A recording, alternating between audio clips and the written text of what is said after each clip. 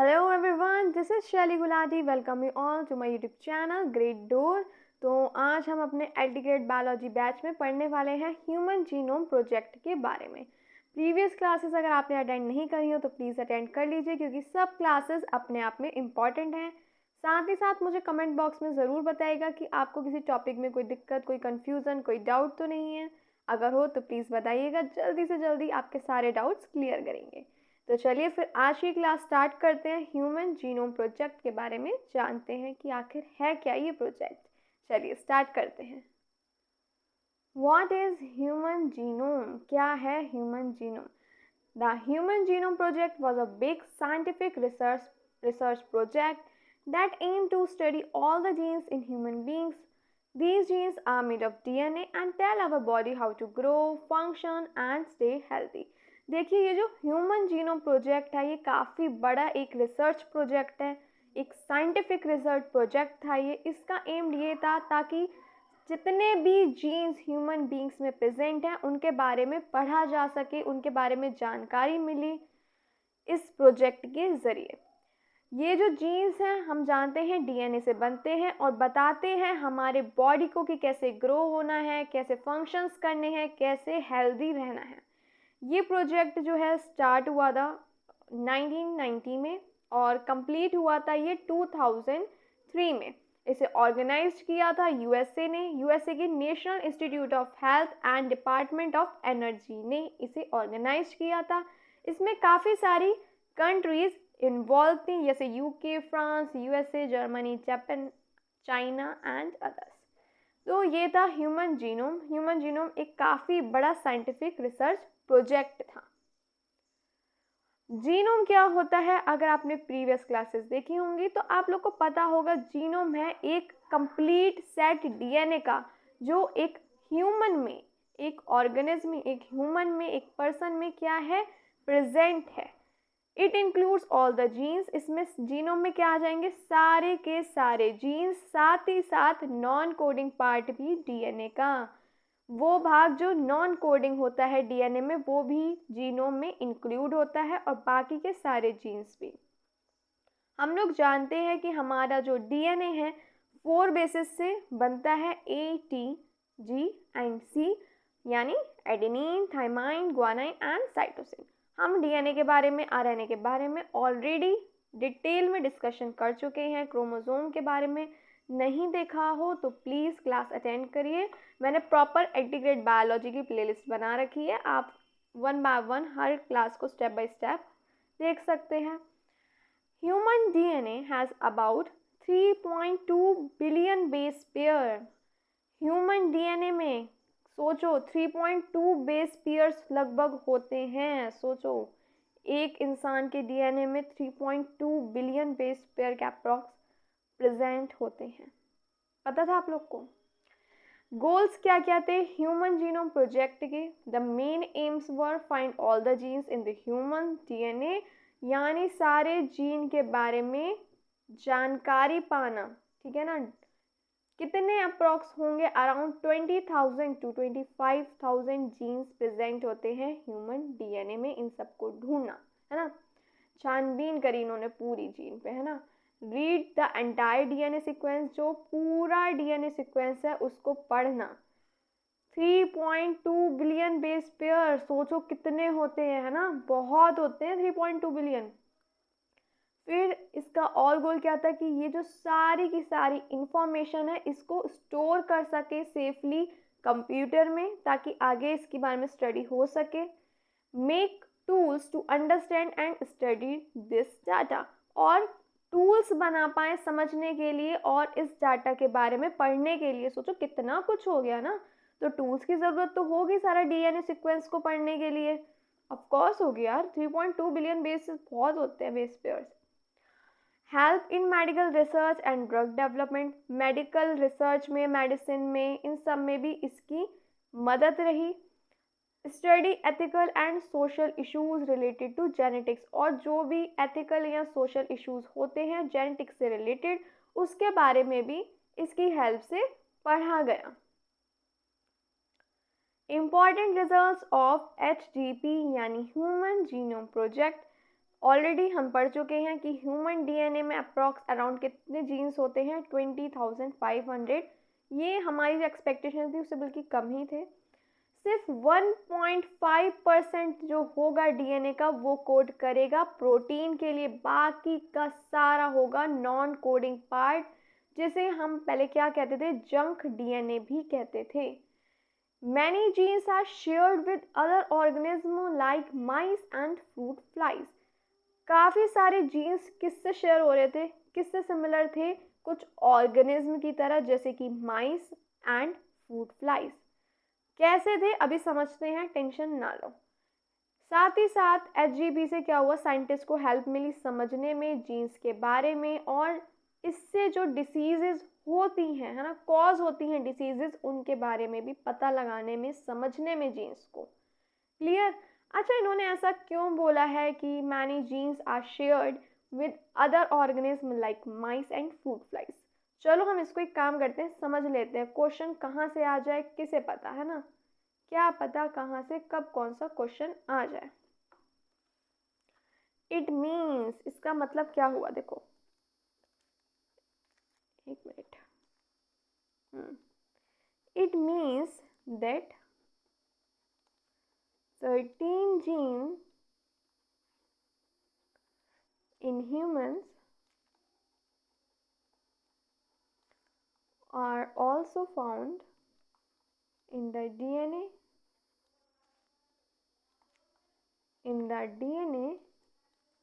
of these organisms.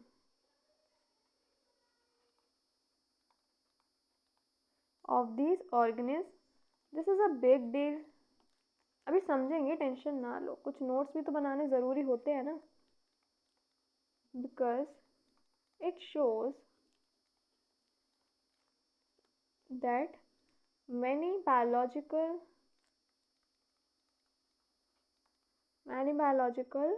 functions. This is a big deal because it shows that many biological functions, जैसे जैसे जैसे growth हो गई, और क्या क्या आ जाएगा, डेवलपमेंट, अभी समझेंगे, टेंशन ना लिया करो। And how our body works and are controlled by similar genes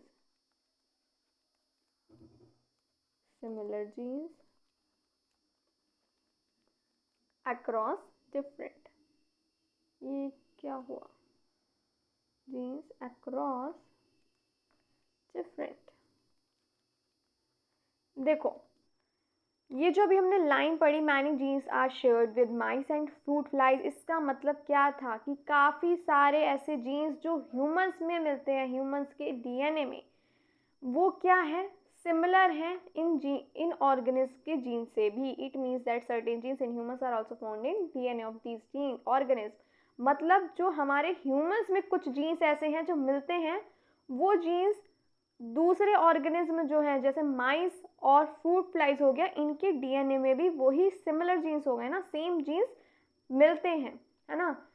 क्यों, देखो this is a big deal because it shows many biological functions. इससे क्या है, काफ़ी सारे कुछ जीन्स होते हैं ना, बायोलॉजिकल फंक्शंस दिखते हैं, जैसे कि ग्रोथ हो गया, डेवलपमेंट हो गया, हमारी बॉडी कैसे काम करेगी, कंट्रोल करेगी, ये जो जीन्स वर्क करते हैं, ये क्या होगा, हो सकता है ना अलग अलग ऑर्गेनिज्म में ये सिमिलर हों।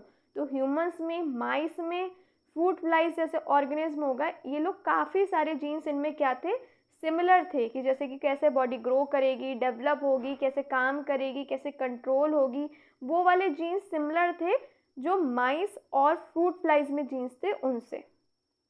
समझ आया, नोट करना चाहो तो कर लो, फिर हम और देखते हैं, देखेंगे क्यों इम्पॉर्टेंट है ये भी देख लेते हैं, वाई इट्स इम्पॉर्टेंट।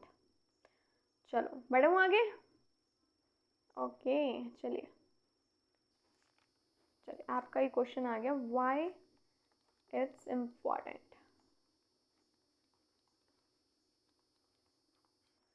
क्यों इम्पॉर्टेंट है भाई, चलो बताओ।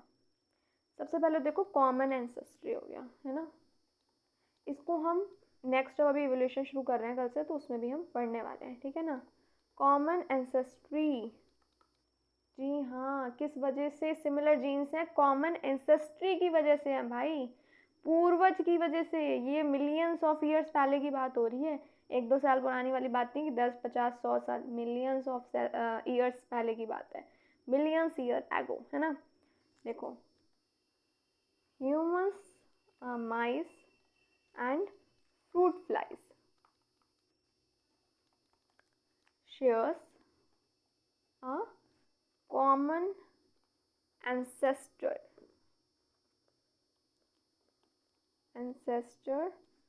in evolution। एवोल्यूशन की बात हो रही है। एवोल्यूशन में क्या है, इनके कॉमन एंसेस्टर्स थे, जिस वजह से इनके जो जीन्स हैं वो सिमिलर हैं। कैसे है डिटेल में हम एवोल्यूशन चैप्टर में पढ़ेंगे, इतना ना सोचो, है ना। ये मिलियंस ऑफ ईयर्स पहले की बात हो रही है, कोई 10, 20, 100, 1000 साल नहीं, मिलियंस ऑफ ईयर्स पहले, है ना। चलो, इसका मतलब क्या हुआ, which means that over time, एक second,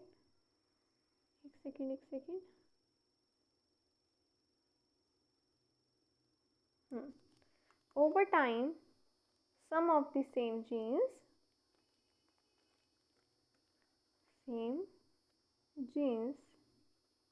have been passed down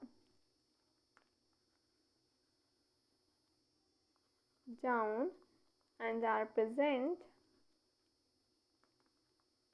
in all these species। देखो, इनके जो एंसेस्टर थे, पूर्वज थे, वो कॉमन थे, जिस वजह से इन लोग के जो जीन्स हैं ऑर्गेनिज्म के, काफ़ी सारे जीन्स क्या हैं, सिमिलर हैं। ये मिलियंस ऑफ ईयर्स पहले की बात हो रही है, फिर से कह रही हूँ, ये कोई 100,000 साल पुरानी बात नहीं है, मिलियंस ऑफ ईयर्स पहले। तो इस वजह से क्या है, इनके जो जीन्स हैं वो सिमिलर हैं इन स्पेशीज़ के। क्लियर। सेकंड क्या होगा देखते हैं, 1 मिनट पेन ले लिया जाए। सेकंड हो गया इनका जेनेटिक सिमिलरिटी, है ना, genetic similarity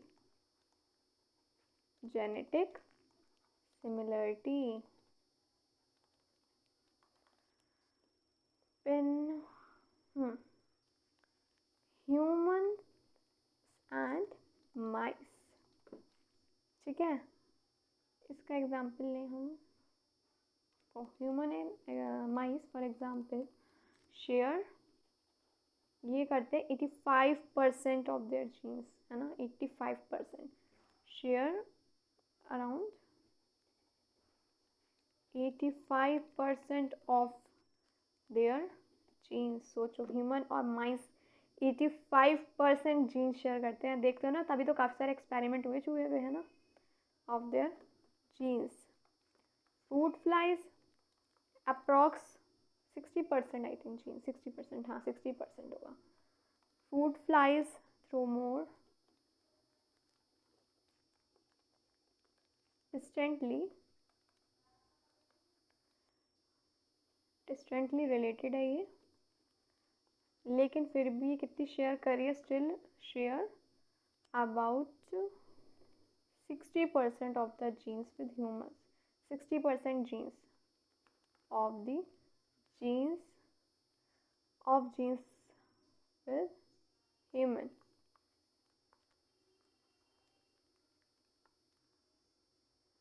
clear.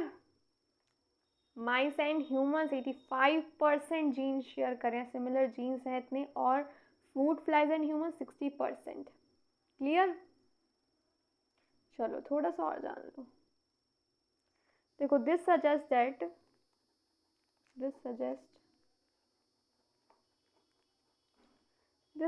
That many basic function जो है, मैनी बेसिक फंक्शंस लाइक कौन कौन से होंगे, formation of organ, cell division, formation like the formation of organs, cell division and responses to environmental changes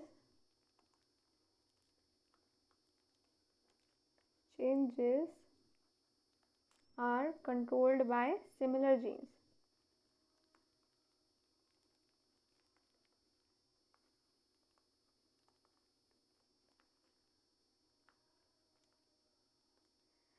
जब इनके जीन्स काफ़ी हद तक सिमिलर हैं, इसका मतलब क्या हुआ, जो इनके बेसिक फंक्शंस होंगे जैसे ऑर्गन्स की फॉर्मेशन होना, सेल डिवीज़न होना, इन्वायरमेंट के जो चेंजेस होते हैं उसके अकॉर्डिंग रिस्पॉन्स करना, ये कंट्रोल करेंगे सिमिलर जीन्स। इनके जो जीन्स होंगे सिमिलर होंगे तो ये जो फंक्शंस होंगे, जो बेसिक फंक्शन है ना, division and formation of organs, ये सारे जो बेसिक फंक्शंस हैं ये सिमिलर जीन्स ही कंट्रोल करेंगे। थर्ड क्यों है ये इम्पॉर्टेंट, तो थर्ड हो गया research advantage. Next page open कर लूँ ना, हो गया इतना नोट। थर्ड हो गया आपका रिसर्च एडवांटेज, रिसर्च एडवांटेज। एक सेकेंड, पेन ले लिया जाए, है ना। Scientists often use mice and fruit flies, मैंने ही बताया था ना, इन पर एक्सपेरिमेंट हुए है ना, to study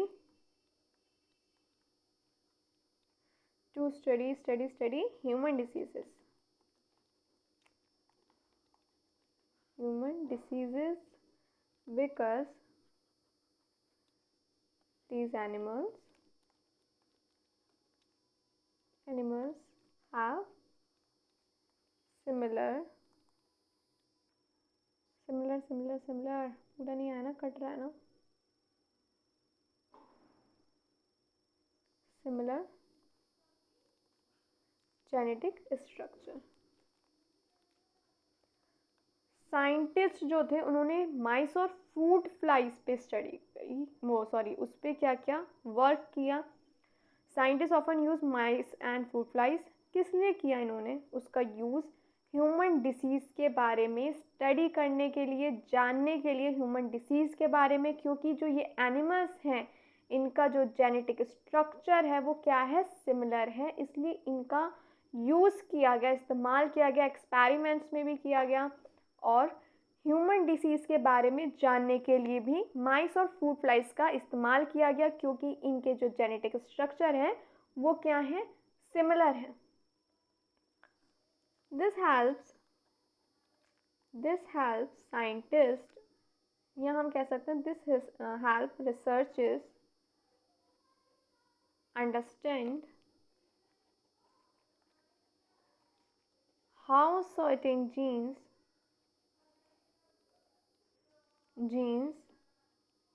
work and how they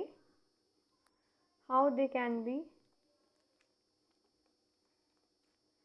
involved in diseases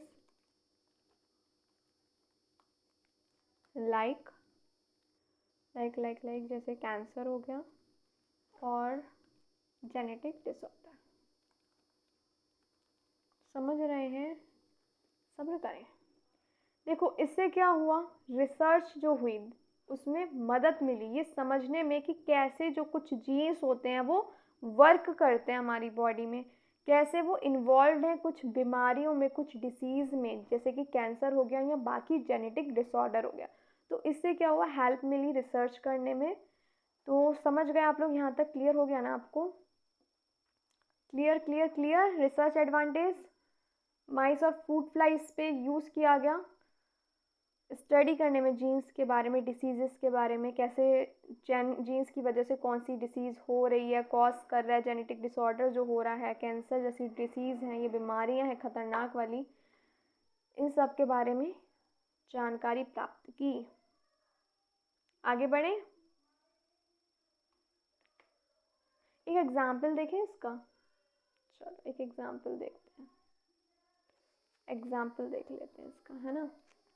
जैसे both humans and fruit flies have the PAX6 gene. ये जीन क्या करेगा? कंट्रोल करेगा आई डेवलपमेंट, विच कंट्रोल, दोनों के पास ये जीन है PAX6 जीन, ये कंट्रोल करेगा आई डेवलपमेंट को. दिस जीन इज इम्पॉर्टेंट, ये जीन क्या है? इम्पॉर्टेंट है ना, दोनों स्पेशीज में आई फॉर्मेशन के लिए. This gene is important in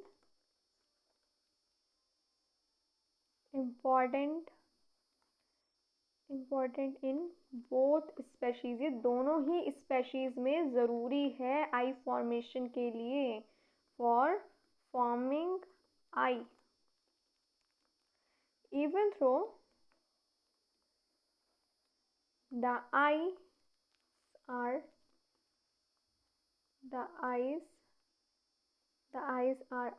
quite different in structure. हो सकता है डिफरेंट थोड़ा हो उसका मतलब स्ट्रक्चर जो है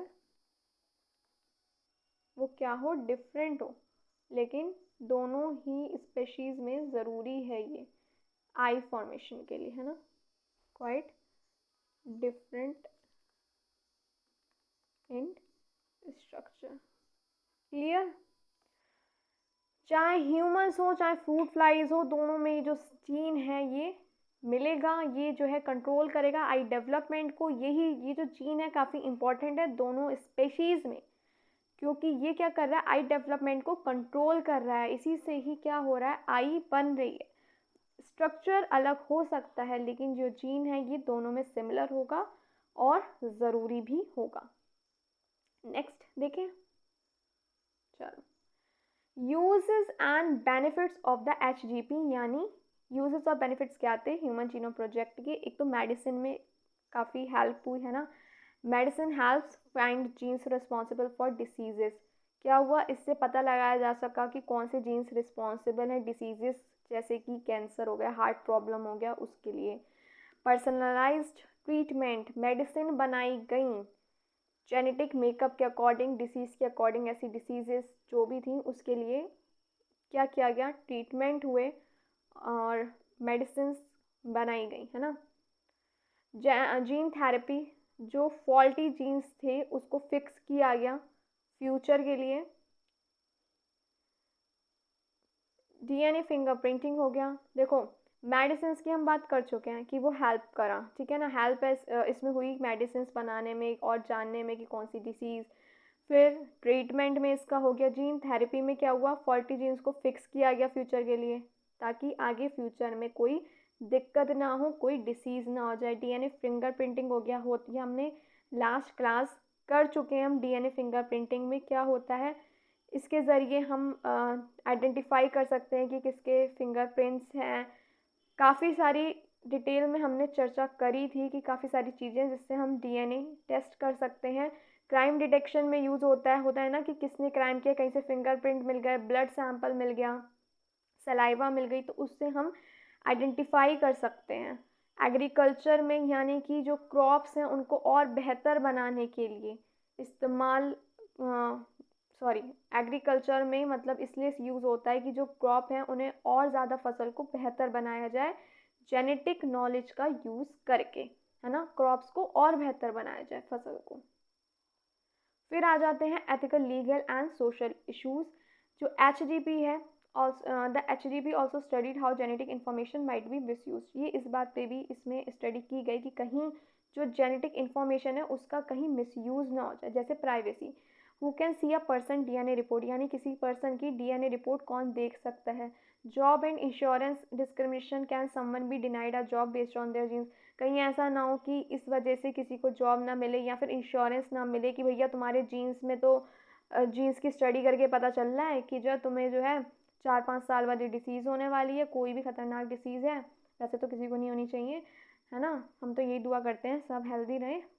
चलो बैक टू द पॉइंट.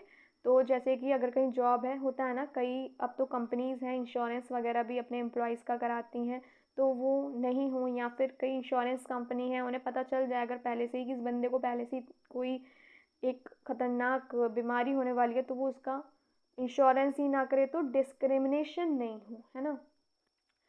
और people must give permission before their DNA test. DNA test करने के लिए पहले उस बंदे की परमिशन लेना बहुत ज़रूरी है।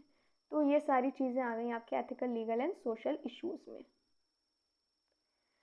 The first draft of the human genome was announce in 2000। जो पहला ड्राफ्ट था ह्यूमन जीनोम का वो अनाउंस हुआ था 2000 में, और जो उसका पूरा वर्जन आया था वो आया था 2003 में। टोटल 13 ईयर्स लग गए थे इस पूरे प्रोजेक्ट में, 13 ईयर्स, है ना। इसकी कॉस्ट अराउंड पता है कितना खर्चा हुआ, $3 बिलियन का खर्चा हुआ था। और अब जो सिक्वेंसिंग है वन ह्यूमन जीनोम, उसकी कॉस्ट $1000 से भी कम है, और ये क्या होता है कुछ ही दिनों में पूरा हो सकता है। क्लियर। देखो पेन ले लें अब, जरा पेंशन ले लिया जाए, है ना। देखो 1990, ठीक है, 1990 में ये स्टार्ट हुआ था, 1992 2003 में जाके फिनिश हुआ। अप्रॉक्स कितने 13 ईयर्स, इसमें 13 ईयर्स लग गए थे, है ना। फर्स्ट ड्राफ्ट अनाउंस हो गया था 2000 में, लेकिन जो कंप्लीट यानी 100% जो आया था, 100% जो आया था वो कब आया था, 2003 में आया था। और इसमें सिर्फ अनाउंस हुआ था, लेकिन कितना हुआ था, 90% कंप्लीट हो गया था, 90% हो गया था 2000 में, लेकिन कंप्लीट 100% कब हुआ था, 2003 में हुआ था। आगे बढ़े। What is bioinformatics. अब बायोफॉर्मेटिक्स क्या है, ये एक ऐसी फील्ड है जिसमें कंबाइन होती है आपकी बायोलॉजी भी, कंप्यूटर साइंस भी, मैथमेटिक्स भी। एनालाइज किया जाता है, समझा जाता है बायोलॉजिकल डाटा को, स्पेशली डीएनए के बारे में, आरएनए के बारे में और प्रोटीन के बारे में। ये मदद करती है साइंटिस्ट को स्टोर करने में, पढ़ने में, समझने में, क्या huge amount of genetic data को स्टोर करने में, पढ़ने में, समझने में बायोफॉर्मेटिक्स क्या है, मदद करती है। जैसे कि ह्यूमन जीनोम प्रोजेक्ट के बाद बायोफॉर्मेटिक्स का यूज़ किया गया स्टडी करने के लिए, पढ़ने के लिए 3.2 billion base pairs in human DNA. Human project जो था ये HGP ह्यूमन जीनोम प्रोजेक्ट, इसके बाद इस चीज़ का इस्तेमाल किया गया ताकि पढ़ा जा सके, जानकारी मिले, जो ये 3.2 बिलियन बेस पेयर है ह्यूमन डीएनए में उसके बारे में स्टडी की जा सके। वाई इज़ बायोइन्फॉर्मेटिक्स इम्पॉर्टेंट, क्यों इम्पॉर्टेंट है। देखो बायोलॉजिकल एक्सपेरिमेंट हो गए, जैसे कि डीएनए सिक्वेंसिंग, एक क्रिएट करना data. It is impossible to study all. देखो ये काफ़ी इम्पॉसिबल ही हो गया ना कि सबको अपने हैंड से सब कुछ पढ़ना। तो बायोइन्फॉर्मेटिक्स यूजेस कंप्यूटर्स। इन्होंने क्या किया, इसमें कंप्यूटर्स का सॉफ्टवेयर टूल्स बनाए गए जिससे कि ये जॉब इजी हो जाए, है ना। क्योंकि जो बायोलॉजिकल एक्सपेरिमेंट हो गया, डीएनए सिक्वेंसिंग है या फिर डाटा क्रिएट करना, तो आप हाथों से इतना सब कैसे कर लेंगे, है ना। It is impossible to study all this by hand. तो बायोइन्फॉर्मेटिक्स इसमें यूज़ किया गया कंप्यूटर और सॉफ्टवेयर टूल्स का, ताकि इस काम को आसान बनाया जा सके। हेल्प की किसमें, जीन्स आइडेंटिफाई करने में, आइडेंटिफिकेशन के लिए, और find similarities in DNA across species. अलग अलग स्पेशीज़ के जो डीएनए हैं उनमें जो सिमिलरिटीज़ हैं उसको फाइंड करने में, समझने के लिए जेनेटिक डिसऑर्डर को, और साथ ही साथ मेडिसिन भी डिज़ाइन करने में, बनाने में इसकी हेल्प मिली। क्लियर। नोट करना चाहो तो कर लो। अच्छा, क्लास अच्छी लग रही हो, सब कुछ समझ आ रहा हो तो प्लीज़ चैनल को सब्सक्राइब कर दो, क्लास को ज़्यादा से ज़्यादा शेयर करो, लाइक करो और मुझे सपोर्ट करो, है ना, मोटिवेट करते रहो मुझे भी। आगे बढ़े। Main uses of bioinformatics. Genomics क्या है, इसमें स्टडी करी गई। जीनोमिक्स में क्या होता है, स्टडी की जाती है जीनोम्स की, यानी जितने भी डीएनए हैं ऑर्गेनिज्म में।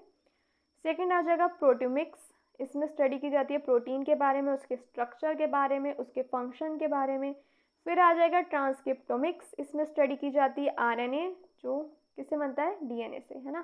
फिर ड्रग डिस्कवरी में, यानी नई मेडिसिन को फाइंड करने में, ढूंढने में, किसके हेल्प से, जेनेटिक डाटा को यूज़ करके नई नई मेडिसिन बनाई जाती हैं। एवोल्यूशनरी स्टडीज़ में जीन्स को, अलग अलग स्पेशीज़ के जो जीन्स हैं उनको कंपेयर किया जाता है। 6 आ गई हमारी पर्सनलाइज्ड मेडिसिन।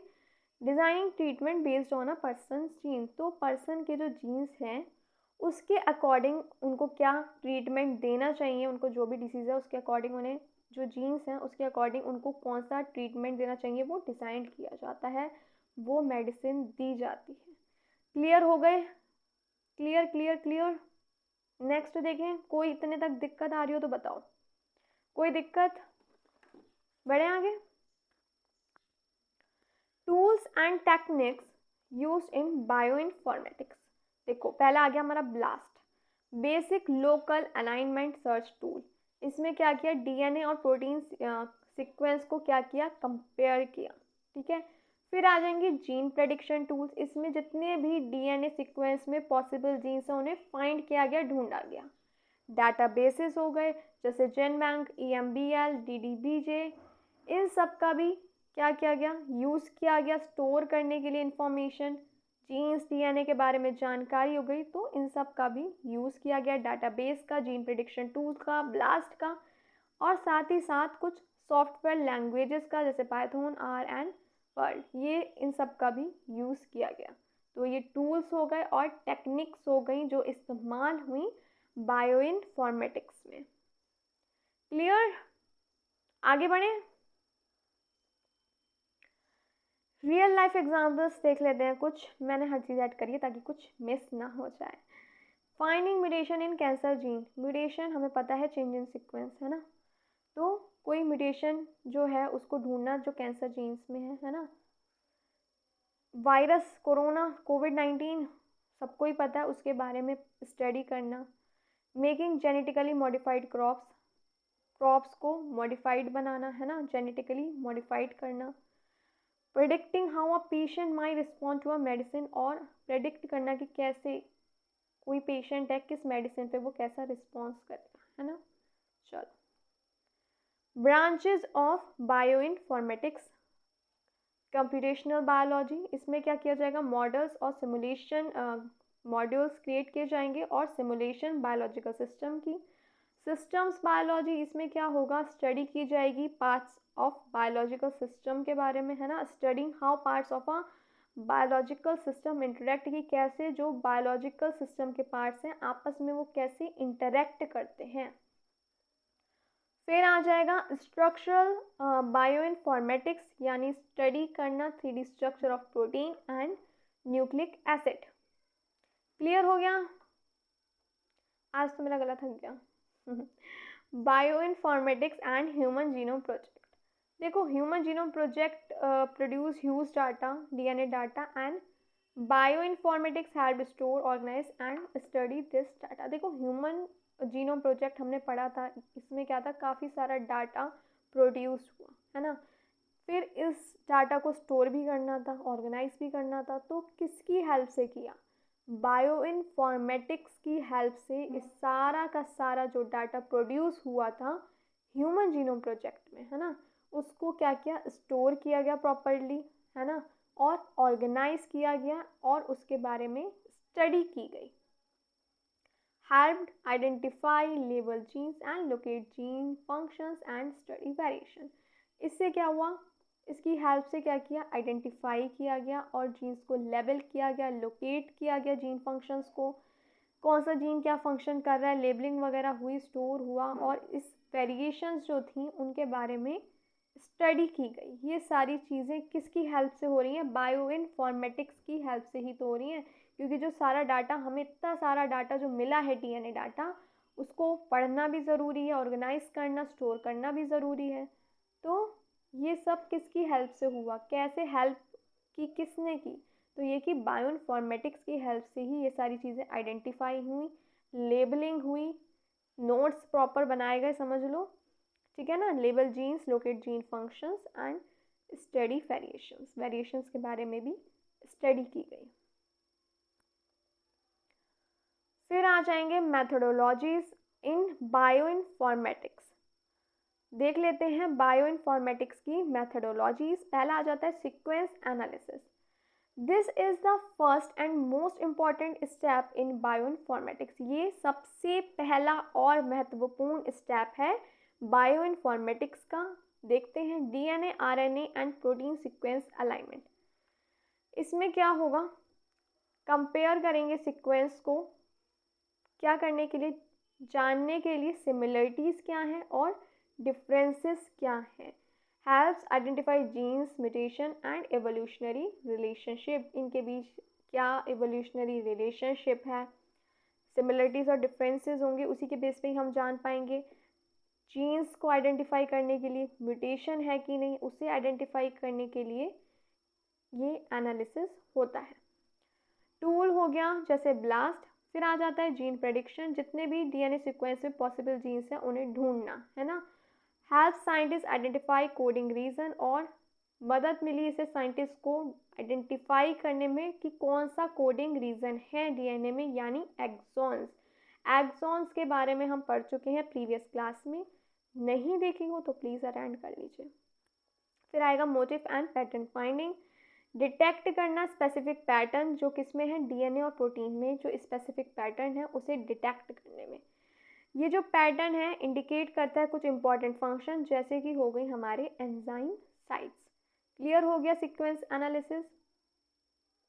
आगे बढ़े, स्ट्रक्चरल बायो इन्फॉर्मेटिक्स सेकेंड है ये हमारा, ठीक है ना। ये मैथडोलॉजी जो है, ये मैथडोलॉजी में ये फर्स्ट सीक्वेंस था, सेकेंड है structural bio informatics. This step focus on the 3D structure of biological molecules, यानी किस पे फोकस है इसका, जो बायोलॉजिकल मॉलिक्यूल्स हैं उनके 3D स्ट्रक्चर पे। पहला आ गया हमारा प्रोटीन स्ट्रक्चर प्रेडिक्शन। इसमें क्या होगा, प्रेडिक्ट किया जाएगा कि कैसे प्रोटीन्स फोल्ड होते हैं शेप्स में फ्रॉम इट्स सीक्वेंस, और हेल्प करने में, समझने में हेल्प करी कि कैसे प्रोटीन्स जो हैं वो फंक्शंस करते हैं और इंटरेक्ट करते हैं। बी आ जाएगा molecular modelling, simulates biological molecules on the computer used in drug design to see how are drug fits into a protein. इसमें क्या हुआ, यूज़ किया गया ड्रग डिज़ाइन में, कोई मेडिसिन है कि कैसे, कोई ड्रग है, मेडिसिन है, वो प्रोटीन में कैसे फिट हो रही है। क्लियर। सी आ गया docking studies, test how a drug molecules fits and binds to its target, very important in medicine and pharmacology. Test किया गया कैसे जो ड्रग्स हैं, मॉलिक्यूल हैं, ड्रग मॉलिक्यूल्स यानी मेडिसिन है, वो बाइंड हो रही है अपने टारगेट पे, यानी प्रोटीन की बात हो रही है यहाँ पे, और ये काफ़ी इंपॉर्टेंट है मेडिसिन में भी और फार्माकोलॉजी में भी। क्लियर हो गया, कोई दिक्कत आ रही हो उतने में तो बताइए।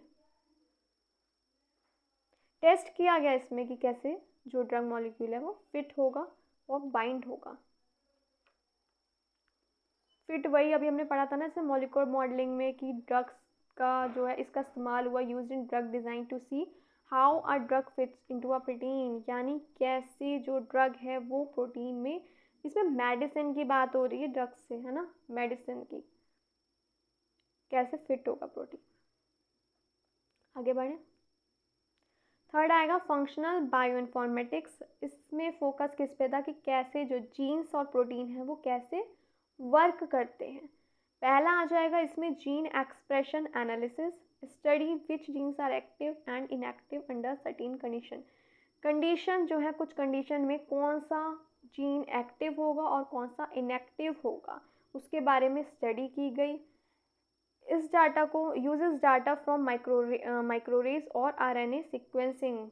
डाटा को किस में यूज़ किया गया, कैसे यूज़ किया गया, माइक्रोरेज और आरएनए सीक्वेंसिंग। क्लियर। कोई दिक्कत आ रही हो तो पहले कमेंट बॉक्स में बता दो मुझे जल्दी से, अगर इतना क्लियर हो रहा हो तो बताओ। क्लियर ना, चलो सेकंड फिर आएगा पाथवे एनालिसिस। इसमें क्या किया, अलग अलग जीन्स और प्रोटीन्स कैसे काम करते हैं मेटाबॉलिक और सिग्नलिंग पाथवेज पे, उसके बारे में स्टडी की गई। थर्ड आएगा हमारा फाइलोजेनेटिक एनालिसिस, यानी builds evolutionary trees based on DNA protein similarities. Evolutionary एक ट्री जो है उसे बिल्ड किया गया डीएनए और प्रोटीन की सिमिलरिटीज़ क्या हैं उनके बीच में, उसके बेस पे, जिससे समझ आया कि कैसे कौन सा ऑर्गेनिज्म किससे रिलेटेड है। आगे बढ़ते हैं अब, चलो इसके बाद हमें अभी अब पढ़ना है मैथडोलॉजी किसकी, देखते हैं। तो अब आ जाती हैं हमारी methodologies used in human genome project यानी HGP में। पहली आ जाएगी हमारी sample collection and DNA isolation. जो साइंटिस्ट थे उन्होंने वॉलंटियर्स से ब्लड और सेल सैंपल्स को कलेक्ट किया, फिर डीएनए को आइसोलेट किया गया, एक्सट्रैक्ट किया गया सेल से, और किससे किया गया, यूजिंग लेबोरेटरी मेथड, है ना। DNA was extracted from these cells, DNA को हटा दिया गया, अलग कर दिया गया सेल्स से लेबोरेटरी मेथड्स को यूज़ करके। उसके बाद डीएनए को प्योरीफाइड किया गया, है ना। क्यों किया गया प्योरीफाइड, ताकि जो आगे की प्रोसेसिंग है वो हो सके, डीएनए को साफ किया गया। सेकंड आ जाएगा हमारा डीएनए सीक्वेंसिंग। ये मेन टेक्निक है जिसे इस्तेमाल किया गया डिटरमाइन करने के लिए जो डीएनए में न्यूक्लियोटाइड्स का ऑर्डर है उसको, ATGC जो न्यूक्लियोटाइड्स हैं जो डीएनए में, उसका ऑर्डर को डिटरमाइन करने के लिए डीएनए सीक्वेंसिंग टेक्निक का यूज़ किया गया। डीएनए सीक्वेंसेस में ही ये पार्ट है। फर्स्ट है सेंगर सीक्वेंसिंग मेथड, जिसे अर्ली स्टेजेस में यूज़ किया गया था। इसे इन्वेंट किया था फ्रेडरिक सेंगर ने। इन्होंने डाइडिऑक्सी न्यूक्लियोटाइड्स, एक केमिकल है ये, इसका यूज़ किया था डीएनए रेप्लिकेशन को एक स्पेसिफिक पॉइंट पे रोकने के लिए। फिर जो डीएनए फ्रेगमेंट से उनको एक जेल पे चलाया गया। DNA fragments are run on a gel and read to determine the, ताकि उसे रीड किया जा सके, पढ़ा जा सके, क्या डी जो सीक्वेंस है उसको डिटरमाइन किया जा सके, इसलिए उसको पढ़ा गया। एक जेल पे जो होती है, एक जेल है, उस पर डीएनए फ्रेगमेंट्स को चलाया गया। लास्ट हम पढ़ चुके हैं, जल्दी से कमेंट बॉक्स में बताओ कौन सी जेल है ना, जल्दी से बताओ। क्लियर हो गया, DNA fragments are run on a gel and read to determine the sequence, पढ़ा गया डिटरमाइन करने के लिए सीक्वेंस को। दूसरा आ जाता है ऑटोमेटेड डीएनए सीक्वेंसिंग, इस्तेमाल किया गया फ्लोरोसेंट डाइस का और मशीन का, ताकि सीक्वेंस को जल्दी और एक्यूरेटली पढ़ा जा सके, है ना। ये फास्ट मेथड है, काफ़ी सीक्वेंसिंग काफ़ी फास्टली जो है रीड हो सकेगी। Third is shotgun sequencing. ये एक पावरफुल टेक्निक है जिसको लेटर फेज में ह्यूमन जीनोम प्रोजेक्ट में इस्तेमाल किया गया। डीएनए को छोटे छोटे टुकड़ों में यानी स्मॉल फ्रेगमेंट्स में क्या हो गए, वो ब्रोकन हो गए। Each fragments is sequence separately for फिर हर एक फ्रेगमेंट को सेपरेटली सीक्वेंस किया गया। Computers then resemble the fragments using overlapping region. फिर जो अलग अलग ये फ्रेगमेंट्स हैं ओवरलैपिंग करा के एक क्या करा गया, रिसेंबल किया गया इन फ्रेगमेंट्स को ओवरलैपिंग रीजन यूज़ करके, है ना। फिर क्या हुआ, एक बड़ा डीएनए बनाया गया, है ना। कंप्यूटर देन रीअसेंबल कर दिया गया ना फ्रेगमेंट्स को ओवरलैपिंग करके। एडवांटेज क्या था इसका, ये फास्टर था then sequencing large chromosome 1 by 1। Clear हो गया, चलो नेक्स्ट देखते हैं। For this cloning DNA fragments before sequencing, sequencing से पहले जो डीएनए फ्रेगमेंट्स हैं उनका क्या होता है, वह क्लोन्ड, ठीक है, नकल कह सकते हैं हम इसको, किसके ज़रिए, यूजिंग करा के क्या, बैक्टीरियल आर्टिफिशियल क्रोमोसोम, ठीक है ना। इसके यूज़ करके क्या किया गया, क्लोन्ड किया गया डीएनए फ्रेगमेंट्स को। ये जो BAC है यानी bacterial artificial chromosome, these carry a large piece of human DNA। ये हेल्प करता है स्टोर करने पे, और जब क्लोन्ड होगा, है ना, नकल होगी, तो क्या होगा, डीएनए भी तो बड़ा होगा, है ना, होगा कि नहीं होगा। चलो हो गया इतनी चीज़ क्लियर। हेल्प करता है इन storing and multiplying DNA before sequencing. Fifth है यूज़ ऑफ बायो इन्फॉर्मेटिक्स। वैसे तो हमें पढ़ चुके हैं किस लिए होता है बायोफॉर्मेटिक्स का, ताकि जो डाटा है उसको क्या किया जाए, स्टोर करा जाए, है ना, आइडेंटिफाई किया जाए जीन के सीक्वेंस को, बाकी ऑर्गेनिज्म के डीएनए से कंपेयर किया जाए, एक जेनेटिक मैप, एक फिजिकल मैप बिल्ड किया जाए। सिक्स्थ है genetic and physical mapping. Genetic mapping क्या हो गई, located gene based on the position on chromosome using known markers, use linkage study and family inheritance data। Genetic mapping में क्या हो गया, जीन्स कौन सी पोजीशन पे लोकेटेड है उसका पता लगाया, है ना। फिजिकल मैपिंग हो गई, एक्चुअल में जो डीएनए फ्रेगमेंट्स के बीच में डिस्टेंस है उसको आइडेंटिफाई किया गया, helped in assembling the full DNA sequence. Sixth is genetic and physical mapping, अच्छा ये दोबारा हो गया, कोई बात नहीं है ना। Seven is ethical legal and social implication study, a part of the project was dedicated to studying the managing possible ethical and social, वही चीज़ हो गई, ये जो पार्ट है प्रोजेक्ट का इसमें स्टडी हो रही है ना। सबसे बड़ी बात इसमें सोशल कंसर्न की बात हो रही है, कोई मिसयूज़ ना करे, डिस्क्रिमिनेशन ना हो, बिना किसी की परमिशन के डीएनए टेस्ट ना हो, तो ये सारी चीज़ें आ जाती हैं एथिकल लीगल और सोशल इम्प्लीकेशन में, हम पहले भी पढ़ चुके हैं इसके बारे में।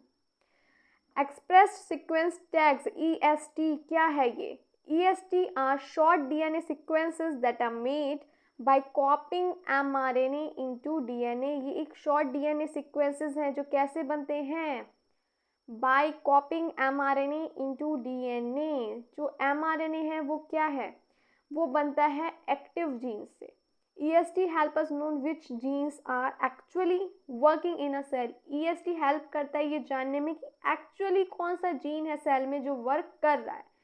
These sequences are usually 200 to 500 base pair long, ये जो सीक्वेंस है ये यूजुअली 200 to 500 बेस पेयर लंबे होते हैं।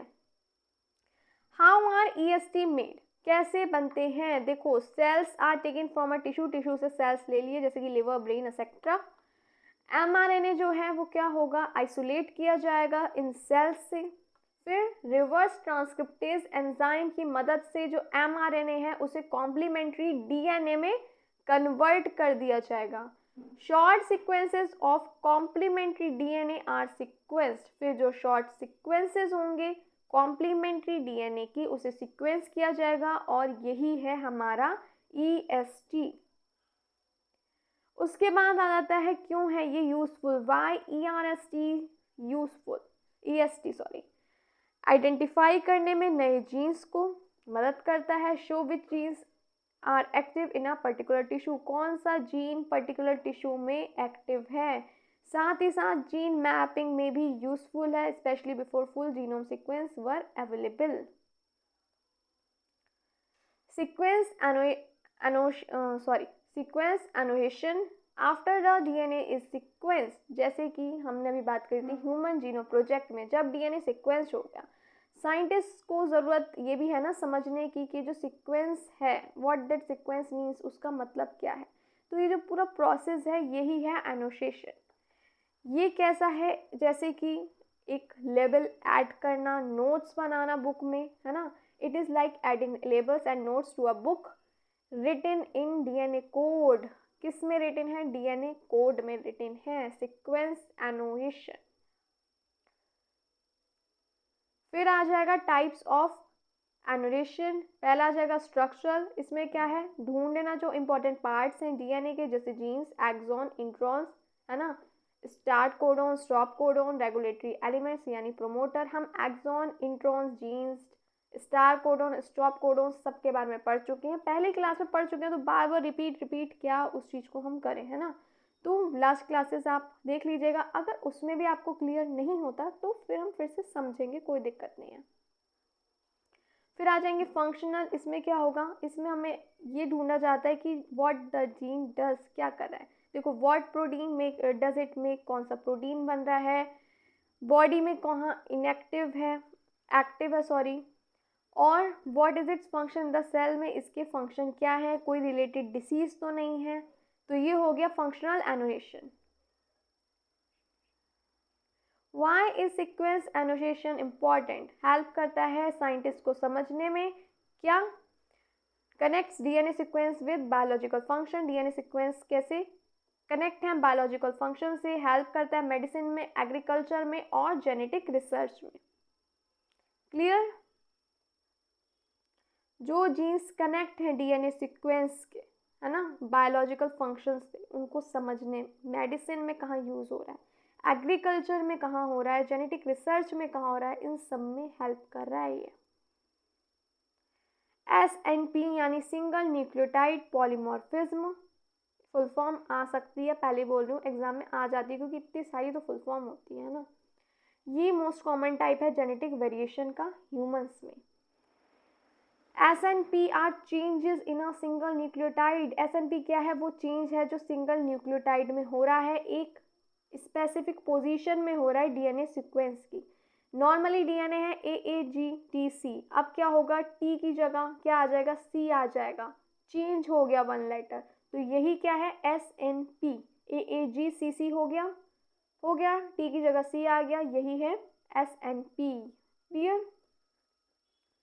वेयर डू SNP अकर, कहाँ होता है, कोडिंग रीजन यानी जीन्स के अंदर, नॉन कोडिंग रीजन में भी यानी outside gene, as well as in regulatory region जो कंट्रोल करते हैं जीन एक्सप्रेशन को। How common are SNP occurs, देखो अब जो SNP है ना अबाउट 300 बेस पेयर के बाद एक बार होता है ना। इसका मतलब क्या हुआ, ह्यूमन जीनोम के पास मिलियंस ऑफ SNP प्रेजेंट हैं, है ना, मिलियंस ऑफ NSP है ह्यूमन जीनोम में। मोस्ट SNP जो है वो हार्मलेस है ना, मोस्टली जो SNP है वो हार्मलेस है, लेकिन कुछ अफेक्ट भी कर सकते हैं हेल्थ को, डिसीज रिस्क भी हो सकता है। 300 बेस पेयर के बाद एक बार होगा SNP, है ना, याद रखना, क्वेश्चन आ सकता है। Why are SNP important? First is genetic markers. Help scientists identify individuals, किसी इंडिविजुअल को या ट्रेस करना इनहेरिटेंस को, उसके लिए साइंटिस्ट की हेल्प करता है आइडेंटिफाई करने में। फॉरेंसिक में, डीएनए फिंगरप्रिंटिंग्स में भी जेनेटिक मार्कर्स जो है यूज़ किया जाता है।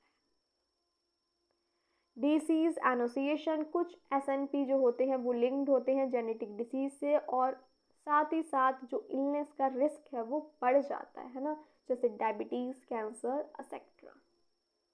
Third is personalized medicine, people respond to medicine differently due to NSP। देखो ज़रूरी नहीं है हर किसी को सेम मेडिसिन यूज़ हो, तो पर्सनलाइज्ड मेडिसिन का मतलब हुआ doctor can use SNP information, वो SNP इंफॉर्मेशन का यूज़ करते हैं ताकि बेटर ट्रीटमेंट दे सके। इसको हम फार्मेको जीनोमिक्स भी कहते हैं।